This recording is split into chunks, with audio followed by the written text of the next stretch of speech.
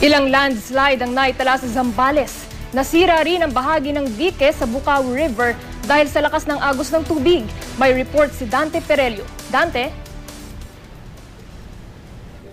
Yes, Trisha, wala nga nakataas na public storm warning signal dito sa probinsya ng Zambales. Gayunman, patuloy pa rin ang pagulan dito.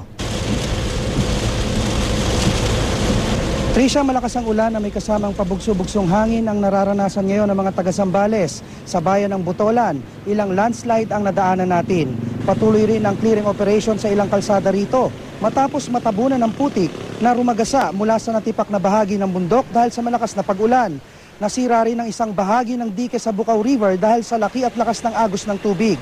Nagsasagawa na ng sandbagging ang Engineering District ng Zambales bilang pansamantalang remedyo habang masama ang panahon. Bandang alas 10 naman kagabi, Trisha, na magkaroon ng flash flood dito dahil rumagasa ang tubig galing bulkang Pinatubo. Humupa na ang baha pero nag-iwan ito ng pinsala sa mga ari-arian. Gumuho ang ilang pader at bumagsak ang ilang poste ng ilaw. Nauka rin ang gilid ng kalsada at nasira ang railings doon sa lakas ng agos ng tubig. Ang sasakyan namang ito bumagsak ng bumigay ang pundasyon ng garahe. 14 na barangay ang apektado at pansamantalang tumutuloy ngayon ang mahigit 800 pamilya sa 11 evacuation centers.